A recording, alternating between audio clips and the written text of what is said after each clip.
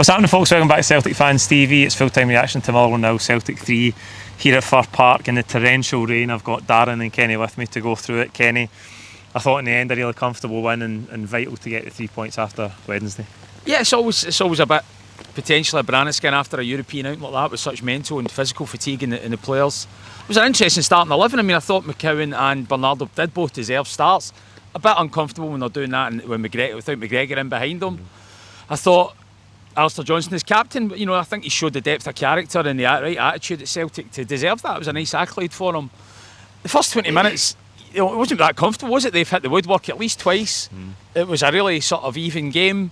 McCowan gets us out of that with a lovely finish. I thought Forrest, I was a bit surprised he dropped Kuhn. I think he's just been so pivotal. Again, we need to rotate people. I've been more inclined to give Forrest a game on Wednesday rather than that match. And on the right hand side, we were getting loads of space in that first half.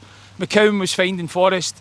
Johnstone was offering him an overlap, but he's still got good craft and he can finish, James, but he's not got the legs. They were showing him inside all the time, and for all the possession territory we had on that right hand side, we just weren't getting enough out of it.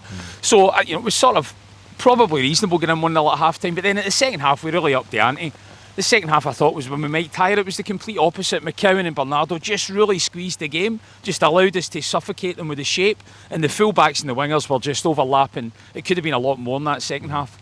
So, delighted by the fact that they managed to play with that level of intensity towards the end of the game. They finished the game stronger than they started, and that's a real testament to them, given how much demand was put into them on Wednesday. Darren, as Kenny says, Motherwell did start the game pretty well. Lennon Miller hits the post twice in the space of 2 or 3 minutes. And we maybe rode our luck a wee bit, because I think the first one comes for a mix-up between Schmeichel and Bernardo. It's a hard pass into Bernardo, he loses it. And then Miller strikes the post end of the free kick a couple of minutes later. But we did grow into the game, and I thought despite the forced changes we eventually took control of it. And you can't put too much blame on Bernardo for that, because Schmeichel's kind of rifled at him and it's really hard to control, and we do get away with one, and with the free kick, it is a cracking free kick. I don't even think Schmeichel makes an attempt for it, so it was a cracking hit, and we did get away with one.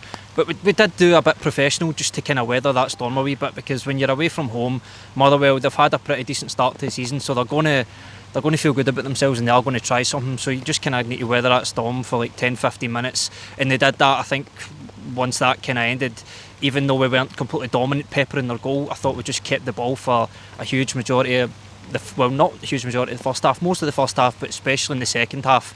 Schmeichel, again, rarely having to make any sort of half decent save. I think every shot they had to save was directly at me, didn't even have to dive for it, and it was just a straightforward catch. And that's a bit of credit to the defence as well. I thought Liam Scales and Trusty getting a good partnership together. Obviously Carter Vickers comes back, meaning he's probably going to start the next game.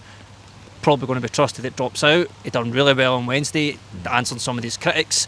Maybe he's starting to settle a wee bit, but obviously he's going to come back out the team soon. It was a bit strange that they took off Valle for Carter Vickers and pushing Scales out to left back.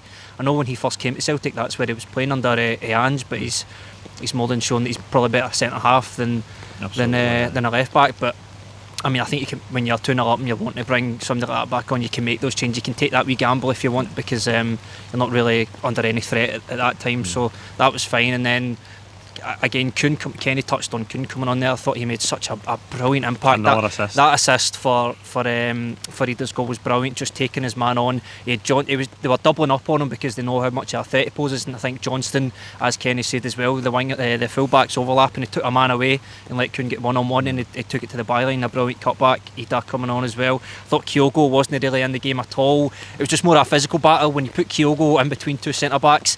And those centre backs are too tight on him. He can't win any balls in there. He's always going to struggle. And then when you bring Idah on, that's just, you've got the complete opposite. That type of, you've got a penalty box striker in there, and he was just 6 yards out. He couldn't really miss. So subs coming on, making an impact. So yeah, all in, very good. I love for Kuhn. He went on the outside and cut it back with his right foot. He obviously comes in on his left foot all the time. I'd like to see him do that more. It's very similar to the assist he had against Bratislava for Kyogo's goal. Great impact for him.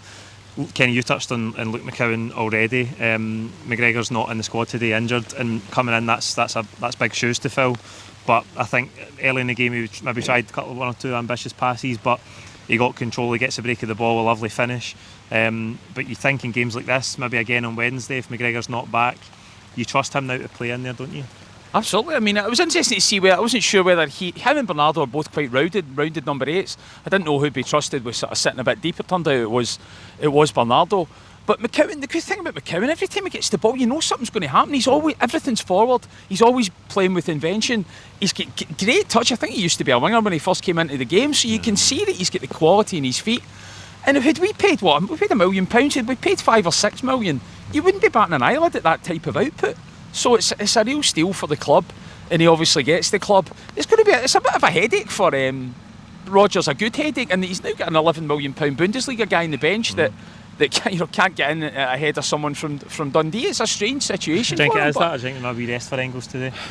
Yeah, look, he's been a bit out of form though. There's got to be some merit to what we're seeing here. You can't, Valle, does Taylor come straight back in for Valle? I don't think he probably does now. Maybe Valle's get that jersey. I think Vickers would be a step too far to leave him out, despite the two centre-halves doing well. You're going to need to bring him back. But these are all great problems all over the park. Yeah. From getting the benefit of the squad. Will Engels come back in? He probably will, right? But it's going to involve a bit of thought, because McCowan put in another great shift there. He did. Another summer signing that's grown, as Kenny touched on, there's Valle. Darren, I thought, probably his best game in a Celtic jersey in Italy on Wednesday. I thought today his ball in for the second goal for Alistair Johnstone at the back post is absolutely inch perfect, and he's growing all the time, isn't he? He put that in a plate for Alistair Johnstone, brilliant, and Alistair Johnstone couldn't miss. I also just liked the build up for that goal. I wasn't counting, but I could well over 20-25 passes in the build up for that, and I think Celtic done that really well. I talked in my first point about how we were so good at keeping possession especially in Motherwell's half. I think for not most, but a lot of that second half, our 4 defenders were beyond the halfway line, and I know you kind of get used to seeing that at Celtic so often, but it's got to get a credit to the entire team of just keeping that ball in that area of the pitch, and it just, as Kenny said in his first point, suffocating Motherwell.